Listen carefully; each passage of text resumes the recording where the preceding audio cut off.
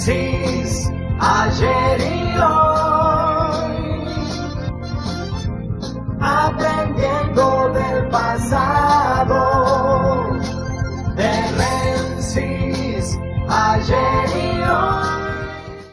Hace años que este programa viene pidiendo que se firmen los protocolos de los hielos continentales que Argentina y Chile tienen en común, porque es una de las reservas de agua potable más importantes del mundo.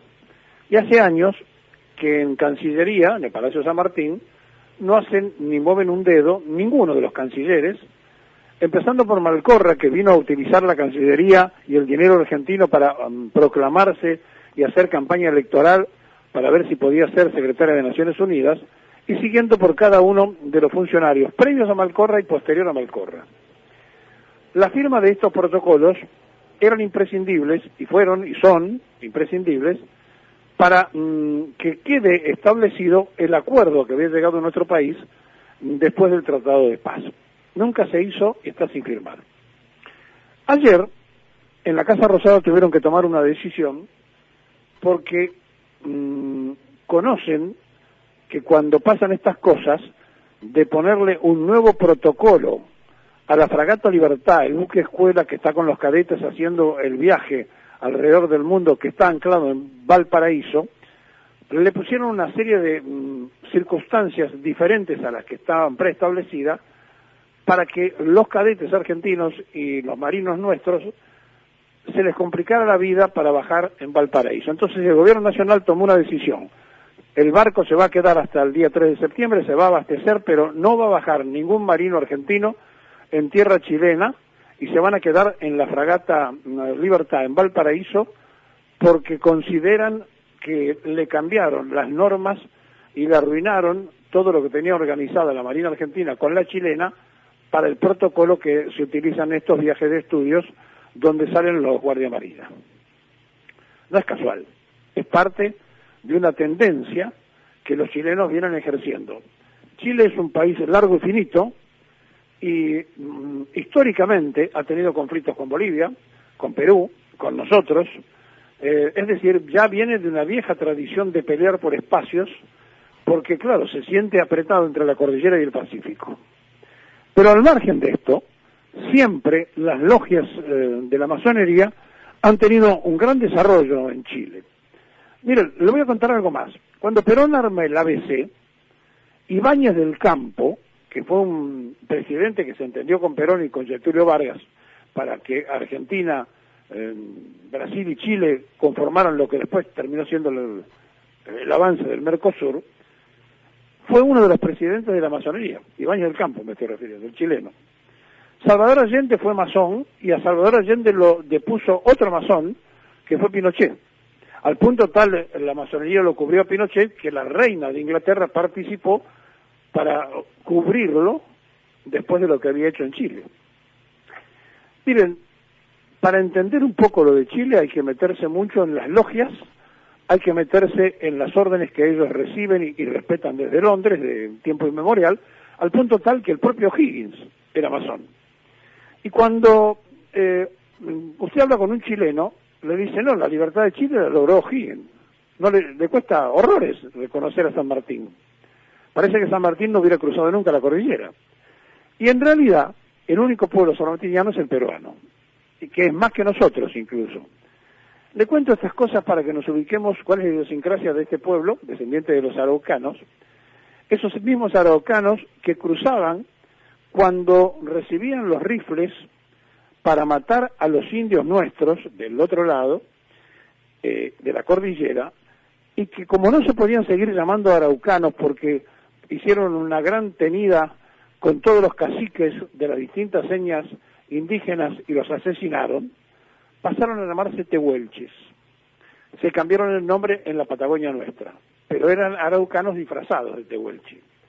Y entonces, a partir de esa, de mapuches, perdónenme tehuelches, perdónenme, mapuches, y a partir de ahí, disfrazados de mapuche, avanzaron sobre los tehuelches, sobre los dieguitas, sobre el resto de las comunidades nuestras, que fueron absolutamente pasadas por arriba por los araucanos. ¿Y para qué le daban los rifles? para que mataran a los nuestros, le robaran la hacienda, la pasaran para Chile, y en Chile se la llevaban ¿quién? Los británicos, que eran los que le daban los Remington que traían de Estados Unidos.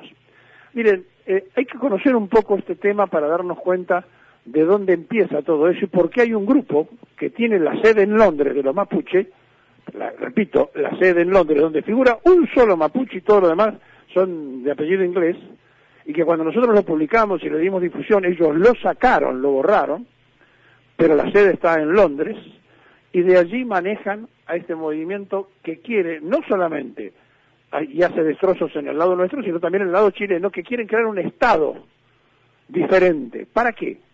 Para tener un pretexto, para que participe Inglaterra. Y cuando aparece Cornejo hablando de hacer un nuevo país, no lo dice por casualidad, porque él también pertenece a una de las logias, solamente que en Mendoza. Pero mire, para no abundar en esto, vamos a escuchar la preocupación de una senadora nacional que en la Comisión del Senado de Relaciones Exteriores que preside Adolfo Rodríguez Sá, porque el que dejó el lugar es el actual ministro de Defensa, y entonces ahora Adolfo Rodríguez Sá preside esa comisión, le dieron lugar para que mostrara esta inquietud. Escuchen lo que pasó en la Comisión de Relaciones Exteriores del Senado. Queda una sola pregunta que tal vez no tenga que ver directamente con el tema, pero la senadora Yani tiene una pregunta para formular que me parece que es importante. Senadora Yani, por favor. Gracias, señor presidente. No quiero robarles muchos minutos, pero aprovechando la presencia de todos y todas, y sobre todo los funcionarios de Cancillería, como santacruceña quiero dejar planteada nuestra preocupación también, que todavía no sabemos si va en relación con este decreto firmado por el presidente de Chile. Ustedes saben que desde casi fines del mes de marzo se han registrado movimientos de Fuerzas Armadas chilenas en los hielos continentales a la altura del cerro El Chaltén Fitzroy, que nos han llenado por ahí de preocupación y lo hemos manifestado ante Cancillería y también obviamente ante el Ministerio de Seguridad de nuestra provincia, Administración de Parques Nacionales, y bueno, con la firma de este decreto, ¿no?, y de este avance por fuera de las normativas de las relaciones exteriores y de los acuerdos también que se han firmado por nuestro país allí por los años 90, me gustaría dejar planteado, y les agradezco porque no soy miembro de la comisión, señor presidente, a nuestro presidente de bloque también de darnos la oportunidad de participar y poder dejar planteada nuestra preocupación como santacruceños y como argentinos y argentinas, ¿no?, porque los hielos continentales de una lucha también de todos y todas. Entonces me gustaría al menos, no es para que nos respondan ahora los funcionarios, pero ya aprovechando su presencia, quiero agradecerle al secretario, a los embajadores, que también se ha tenido en cuenta esto, que para los santacruceños nos genera muchas dudas y sobre todo con este proceder por fuera de las normas internacionales de un decreto de un presidente que desconoce estos tratados y acuerdos. Gracias. Bueno, esto ocurría en el Senado y evidentemente, ya sobre el cierre de la sesión, que dicho sea de paso, sigue la presentación para que sigan operando a través de las redes y no presencialmente por 3 meses más, y que eso lo tiene que aprobar el Pleno de los senadores. Y esto se lo ponemos en consideración porque ustedes se den cuenta lo que está ocurriendo en el sur argentino, lo que está pasando en este mismo momento en la preocupación de la senadora nacional de Frente de Todos de Santa Cruz, que está observando movimientos de tropas en los hielos por parte de los chilenos. Entonces, cuando pasan estas cosas y cuando ocurre todo esto, uno tiene que traer el recuerdo de a dónde nos llevaron en el momento del conflicto, donde estuvimos a horas de una guerra. Y entonces también allí, cuando el Vaticano actuó para evitar esa guerra, y después se firmó ese tratado de paz, se reivindicaron una serie de cuestiones y se llegó a ese tratado Pero esto no significa que Chile no va a seguir eternamente creando un problema, por lo mismo que decíamos al comienzo, porque es un país largo y finito que quiere de alguna manera ver cómo se puede expandir. Y entonces, en esta idea, aparecen los pensadores liberales en la Argentina, que dicen, sí, total, tenemos un país tan grande, ¿para qué queremos Malvinas? Eso lo dijo Mauricio Macri. Malvinas operativamente cuesta mucho dinero mantenerla a la corona, dijo en otro momento. Patricia Bullrich dijo, ¿por qué no cambiamos las Malvinas por vacunas? Y ayer, tal cual se lo comentamos, hicieron un comunicado firmado por dos personajes del PRO, dándole la opción a que Chile entre a discutir lo que nos pertenece. ¿Y saben por qué? Porque la Internacional Liberal y las logias dieron la orden de que esto ocurra. Y entonces uno viene arrastrando cosas y se viene acordando también de cuál ha sido el rol de nuestras Fuerzas Armadas y del liberalismo en el colegio militar, cómo se los instruye y se los deforma en su propia formación. Y aparece entonces el recuerdo de excepciones. Y hoy, un día como hoy, del año 2009, se iba de este mundo un patriota. Porque un día como hoy se apagaba la vida de Mohamed Ali Zainuddin, el coronel que supo ponerse al frente no solamente de un movimiento cara pintada como se lo presentó en el final de su vida, sino que se opuso al golpe de Estado, uno de los pocos oficiales que conocimos que se oponía al golpe de Estado. Para el año 76 decían los propios militares, Zainuddin no es confiable, porque les había explicado a ellos mismos que un golpe de Estado en un gobierno civil que había tomado ya todas las decisiones, que incluso él había participado del operativo Independencia, cuando se ordenó por parte del gobierno constitucional ir en la busca de la guerrilla que estaba en Tucumán. Él decía que los gobiernos civiles, cuando no funcionaban o no operaban bien, se los cambiaba por otro gobierno civil, pero que un gobierno militar estaba preparado para las guerras convencionales, pero no para las guerras no convencionales como las guerras de guerrillas, que eran las guerras revolucionarias, y que se iba a fracasar, y además que iban a terminar de una manera impresentable ante la sociedad. Y así ocurrió. Y fue uno de los pocos que no tuvo nada que ver con la represión ilegal. Fue uno de los pocos que no se le pudo probar absolutamente nada, ni siquiera la orden en los alzamientos, pero él asumió como responsable ese derecho. Su padre era radical, no solamente de Zainuddin, el padre era radical, sino que además lo habían educado en un opcional religioso de ideas drusa, y los drusos lo preparan en una creencia muy firme de Dios, de la patria, y de alguna manera de una organización militar frente a la vida, para pelear por las cosas que hay que defender, pero también permiten que cuando están en otro lugar asuman esa otra religión. Y él era profundamente católico, se había hecho muy creyente, pero lo que ustedes van a escuchar ahora, muy pocos lo conocen. Este es un testimonio dado desde la cárcel por Mohamed Ali Zainuddin, casi desconocido por la mayoría del pueblo argentino. Escúchelo. Queridos hermanos en Cristo, memoria de adolescente, recuerdos imborrables de una época que provocó un drástico cambio en la historia argentina. Fue el tránsito desde una etapa en decadencia y sin soluciones hasta otra diametralmente opuesta. El inicio de la revolución de 1945, que conllevaba la recuperación del honor de la patria y la dignidad del hombre. Fue un sentimiento que desbordó las calles, los hogares, las escuelas, los cuarteles. Superó con valentía las perversas barreras existentes de sumisión y desesperanza. El argentino honesto experimentó auténtico deseo de por qué vivir y el franco compromiso de llevar a la nación al gran sitial que le correspondía.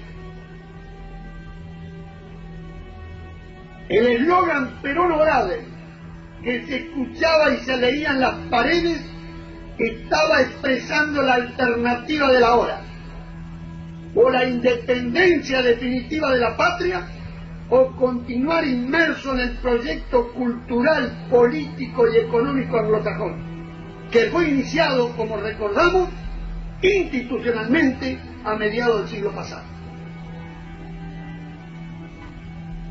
Un modesto soldado, el señor coronel don Juan Domingo Perón, al ser llamado por su pueblo, fue designado conforme a las normas constitucionales para llevar adelante tan grande empresa. Jamás en la historia del país se habían alcanzado tan altos niveles en el ejercicio real de la caridad. Los enfermos, los niños, los ancianos, los débiles, los que sufren, los pobres, estuvieron tan bien protegidos por leyes inspiradas en el mismo espíritu de la ética social de la Iglesia Católica. Pese a los naturales errores humanos que se produjeron, estas prioridades se mantuvieron hasta último momento. Jamás las Fuerzas Armadas estuvieron tan mancomunadas con su pueblo. Jamás podrá olvidarse que aquí nació la pequeña, mediana y grande empresa argentina, especialmente la industrial y la nuclear. Jamás se podrá negar que la famosa deuda externa que hoy nos agobia no existía, y que el peso argentino estaba en los primeros niveles entre las principales monedas del mundo. Sin duda, el país emergía con muchas ganas de vivir, de trabajar y de obtener logros. El ímpetu con que se impulsaba era emocionante. A partir de la muerte de Eva Perón, lamentablemente, se inició la decadencia del proyecto de la esperanza. Las estructuras de sostenimiento doctrinario se caen, los controles ceden y los oportunistas manosean el sano proyecto nacional y terminan destruyéndolo. Sobre la caída, como ave de rapiña sobre un cuerpo convaleciente, los agentes extranjeros, secundados por los colaboradores vernáculos de siempre, iniciaron la etapa de la desnacionalización y entrega de la patria. Este proceso, con algunos picos de expresión noble y patriótica, continuó desarrollándose hasta nuestros días, consumándose definitivamente en la escalada proceso de reorganización nacional, alfonsinismo y el liberalismo menemista. A medida en que los años transcurren, el proyecto de la esperanza, último punto de referencia nacional, se aleja cada vez más del corazón de los argentinos porque ha sido proscripto en la memoria de los jóvenes. Las deshonestidades y equívocas políticas de los grupos usurpadores de los dos grandes movimientos del siglo, el radicalismo y el justicialismo, han llevado a la nación a la desesperanza, la desilusión y a la pérdida de la caridad. Es por ello que comparto el compromiso de los hombres de mayor edad, que por gracia de Dios hemos vivido esa época. Nos preocupemos para que esa riqueza espiritual permanezca para siempre en el sentimiento de los ciudadanos argentinos. Por mi parte, agradezco a los señores integrantes del Comando Superior Peronista esta honrosa distinción. Me comprometo de por vida cumplir con las responsabilidades que la misma demanda. Que nuestro Señor y María de la Merced los protejan junto a sus familias y amigos. Era el Me año despido 2009 orgulloso y este patriota por se iba Dios de este mundo. y la paz. Mohamed Ali Zainuddin fue comando, fue un especialista en la defensa de la guerra irregular y fue quien bajó en Malvinas con los infantes de Marina a tomar y recuperar las islas en poder de los piratas. Se iba de este mundo un día como hoy del año 2009. Y quizá, más que nunca hoy se lo extraña, ante la necesidad de que el Ejército Nacional, de que los pensadores de esas Fuerzas Armadas Nacionales ya no tengan casi referencia, ni pública ni privada, ni en lo propio adentro ni afuera. Él no quiso hacer la revolución como muchas veces se lo presentaron, porque si hubieran querido, seguían de largo y se quedaban con el poder. Jamás quiso eso. Él lo que quería en realidad era que la cúpula liberal de las Fuerzas Armadas se fuera del poder para tener Fuerzas Armadas Nacionales, tal cual las había imaginado la revolución del 43. Por eso, en estos momentos donde está en peligro el territorio nacional, los comandos como Seineldin, que son imprescindibles y necesarios, están ausentes de una realidad. El coronel se fue de este mundo dejando una enorme cantidad de testimonios de su sentido patrio. Sí, él había sido formado en un padre radical, era puntero radical, era dirigente radical. Y la madre era ferviente drusa en la explicación religiosa. Él, no solamente ferviente católico, sino que ustedes lo escucharon reivindicando la revolución peronista y haciéndose cargo provisoriamente de una presidenta honoraria del Comando Superior. Se iba un día como hoy.